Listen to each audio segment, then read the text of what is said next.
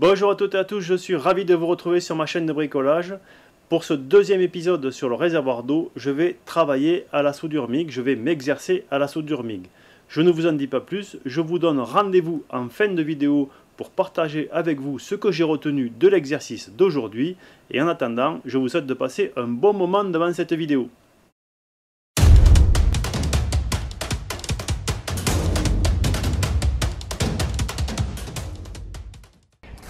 Alors j'aurais pu me simplifier la vie, j'aurais pu couper 4 morceaux, mais en fait je vais couper 8 morceaux. Ça va me faire un petit peu plus de travail, mais je pense que le résultat sera plus sympathique. Et puis comme il fait bon, eh bien je me suis improvisé un atelier à l'extérieur et je vais découper tout ça avec ma disqueuse. Allez, c'est parti. Mon projet ne nécessite pas d'avoir une grande précision puisque bon, c'est juste pour supporter ce bidon. Et heureusement parce qu'en fait en travaillant à la volée comme ça, c'est-à-dire sans guide, sans rien, que ce soit pour les mesures de longueur ou que ce soit pour les découpes angulaires, eh bien il y a quand même pas mal de défauts. Alors je vais en rattraper une partie en ébaburant là, mais je ne vais pas tout rattraper et c'est sûr que si j'avais voulu faire quelque chose qui esthétiquement était propre, eh bien cette méthode de travail n'est pas la bonne. Bon, maintenant j'ébavure et puis après je vais souder.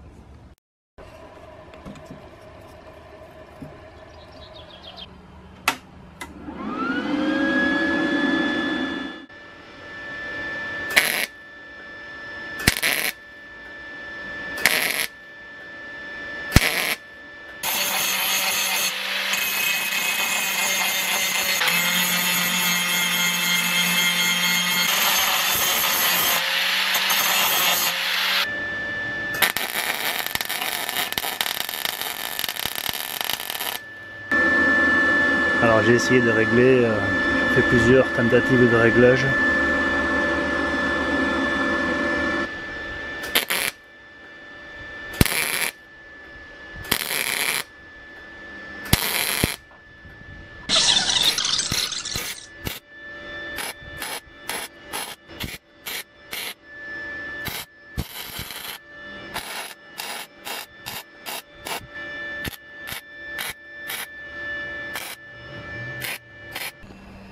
Après une heure de soudage et de meulage, la partie supérieure du support est terminée. Alors je suis à moitié content de moi parce que je me suis trompé dans les côtes. Donc du coup le cercle, enfin l'octogone, il est plus petit que prévu. Et en plus il n'est pas régulier. Il y a des morceaux qui sont clairement plus longs que l'autre. Donc voilà, c'est un premier essai, ça me permet de faire de la soudure. C'est déjà bien. Mais si j'avais voulu faire quelque chose de très esthétique, eh bien il aurait fallu que je m'applique un petit peu plus, notamment dans la découpe, parce que la soudure au final ça c'est pas trop mal fait. Mais alors la découpe fait que maintenant j'ai quelque chose qui n'est pas tout à fait parfait. Bon, après ça va aller sous le réservoir, donc c'est pas très grave. Et puis j'avoue que ce petit établi improvisé a tenu ses promesses et j'ai terminé le dessus de la structure. Maintenant, il reste à faire le dessous, mais ça c'est pour demain. Voilà, la deuxième journée de travail va commencer. Je profite du fait qu'il n'y ait pas encore trop de chaleur pour travailler dehors, mais je ne vais pas pouvoir travailler longtemps parce qu'ils ont prévu 40 degrés. J'ai clairement pas tout ce qu'il faut comme matériel pour bosser le fer, mais c'est pas grave. On va quand même arriver à couper ses pieds et à les souder. Allez, c'est parti pour une deuxième journée de boulot.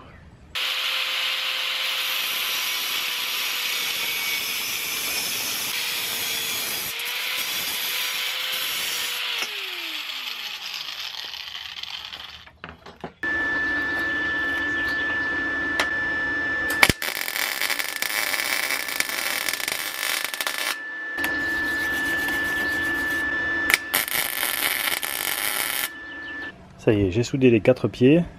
Alors c'est un peu compliqué parce qu'il y a un angle ici à 22 degrés et demi. Donc je le retrouve ici. Et je le retrouve croisé avec un angle à 45. C'est déjà bien solide comme ça, mais avec ces renforts là, eh bien ce sera indestructible.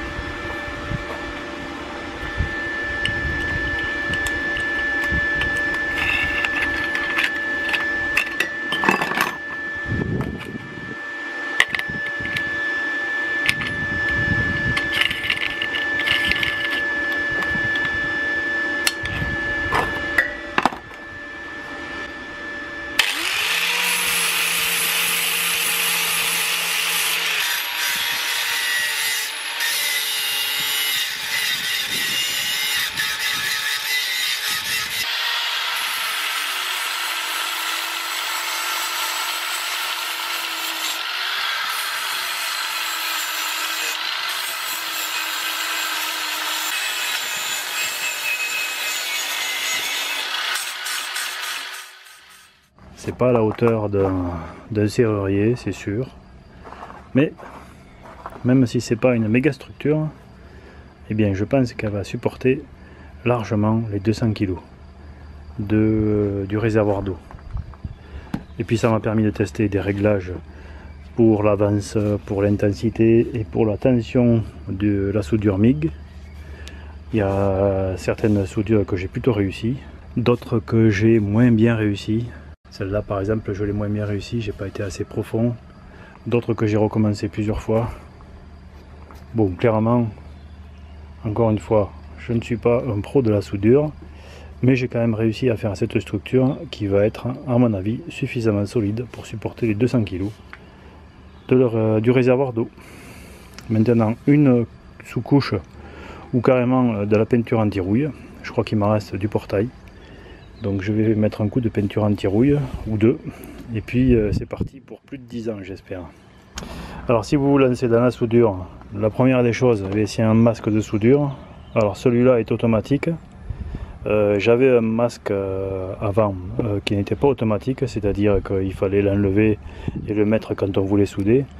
Bon là clairement c'est beaucoup plus confortable. Après c'est un bas de gamme, il ne tient pas très bien à la tête, mais l'avantage c'est que bien on ne se pose pas la question, on l'a sur la tête. Et quand l'arc arrive, eh bien, on peut régler à l'intérieur la sensibilité, etc. etc. C'est vraiment très confortable et on n'a pas à se poser la question à monter et à descendre la visière. Pour meuler, il faut bien sûr un casque anti-bruit et ensuite il faut des lunettes. Alors moi j'ai utilisé ces lunettes. À un moment j'ai pas voulu, où j'ai eu la flemme d'en mettre, et bien sûr je me suis pris un éclat dans l'œil. Voilà, alors rien de grave, hein, mais j'ai eu de la chance. Ça c'est absolument nécessaire. Alors celles-là elles sont pas idéales, elles me servent pour le bois aussi, mais c'est déjà pas mal. Surtout que moi je porte des lunettes, donc il faut ça par-dessus. Et c'est voilà, c'est le minimum. Ensuite, si vous pouvez, mettez autre chose que des baskets, parce qu'à 2 ou 3 reprises j'ai des petits morceaux de soudure qui sont rentrés dans les chaussettes, ça fait pas du bien. Il faut bien sûr des gants. Moi c'est des gants en cuir épais. Et voilà, je crois que j'ai fait le tour des équipements qu'il faut pour commencer la soudure. Ce que j'utilise c'est un poste MIG qui permet aussi de travailler à l'arc. Donc il fait MIG et arc. Mais moi depuis que j'ai le MIG je me sers quasiment plus que du MIG. Je me suis fait un petit caisson, bon ça c'est bricolé. Et ensuite il faut quelques pinces comme ça qui clipent. Et puis des équerres aimantés. Ça c'est très utile, même si ma structure, eh bien, je me suis un peu trompé, c'est-à-dire que elle est bien perpendiculaire comme ça, mais vers l'intérieur j'ai un pied qui rentre, on le voit là, ici, là, j'ai un pied qui rentre légèrement. Bon, c'est pas très méchant, mais voilà, j'en ai pas mis assez, j'ai pas trop l'habitude, et là je me suis un peu loupé. Mais pour ce qui est de la verticalité dans ce sens-là, là je me suis pas loupé avec mes 2 équerres, ça a très bien marché. Bon après si vous pouvez, il faut un établi de soudure, c'est-à-dire un établi avec un plan de travail qui est en métal, comme ça la terre est sur le métal. Moi je me trimballe toujours avec ma pince de terre un petit peu partout, c'est un petit peu gênant, mais bon, on peut le faire aussi comme ça. J'ai une torche MIG qui est tout ce qu'il y a de plus simple, voilà. Je pense que c'est pas très régulier, alors je sais pas si c'est la qualité du poste à souder ou si c'est la pince ou qu'est-ce que c'est, mais je pense que l'avance en fait ne se fait pas de façon régulière. Et donc du coup, eh bien, ça fait des fois ça fait des paquets ou ça fait des manques. Bon et enfin, comme c'est du MIG, eh bien je suis à l'argon CO2. Voilà, j'ai une bouteille d'argon CO2. Ça fait très longtemps que je l'ai. Je sais pas trop combien de temps ça dure. Moi pour l'instant, j'ai même pas utilisé le tiers de la bobine de fil qui fait 1 kg. Et j'ai encore ma bouteille qui est pleine. Bon, ça coûte pas grand chose ça, donc c'est pas ça qui coûte le plus cher. Ce qui coûte le plus cher c'est les postes à souder. Mais franchement j'avais un poste à souder à l'arc avant que j'ai mis au rebut parce que c'était un poste avec un transformateur à l'intérieur, donc il n'y avait rien de... ça n'allait pas, c'était pas du tout fiable. Et puis avec ça et du fil en 0,8, eh bien j'arrive à souder des épaisseurs d'1,5 mm très facilement. Je suis même descendu jusqu'à 1,12 mm.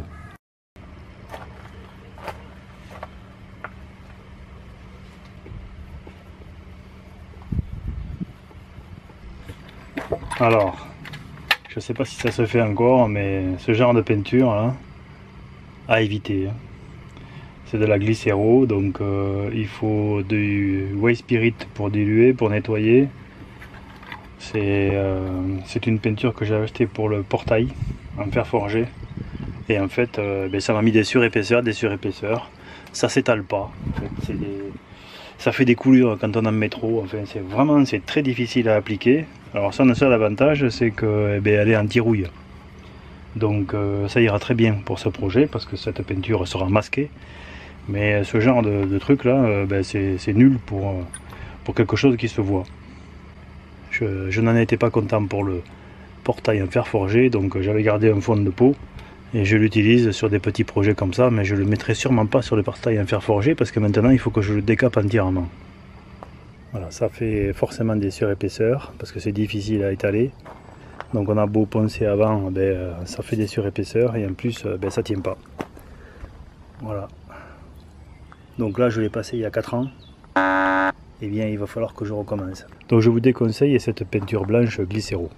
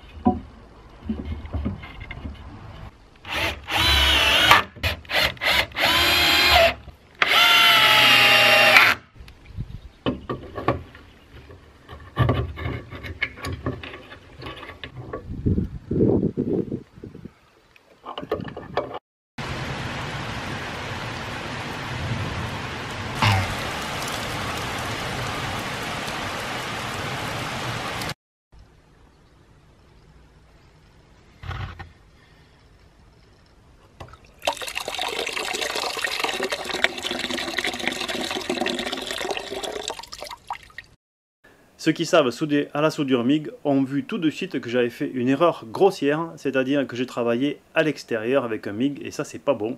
Alors à ma décharge il faisait 30 degrés à l'ombre quand j'ai travaillé, donc j'ai cherché un petit peu d'air, mais avec un MIG, comme il y a un gaz protecteur, et bien quand il y a des courants d'air, ça souffle le gaz protecteur et la soudure est moins bonne. Je ne maîtrise pas, et ça se voit, tous les paramètres de réglage du MIG, que ce soit la pénétration ou que ce soit l'avance du fil, et je suspecte que soit ma torche, soit mon poste MIG n'est pas une bonne qualité de fabrication, et ce qui fait que j'ai une avance qui est irrégulière. Alors si vous avez de l'expérience dans le domaine, n'hésitez pas, laissez-moi des commentaires, c'est fait pour ça, c'est en dessous. Côté des coupes, c'était relativement approximatif, parce que pour faire cet octogone, il fallait faire des coupes à 22,5 degrés, et pour ça, le travail à la volée n'était pas parfait. Il aurait fallu avoir une scie angulaire que je n'ai pas et je le regrette. Comme je l'ai dit dans la vidéo, je n'ai pas pris la précaution de mettre tout le temps les lunettes lors de l'utilisation de la disqueuse et ça m'a valu une grosse frayeur. Alors je ferai un épisode particulier sur l'utilisation de la disqueuse pour partager avec vous les bonnes pratiques. J'espère que ce petit moment de bricolage vous a plu. Si c'est le cas, pensez à mettre un pouce levé, pensez à vous abonner si ce n'est pas déjà fait. Je vous donne rendez-vous dans un prochain épisode et d'ici là, soyez curieux, soyez prudents et bricolez bien.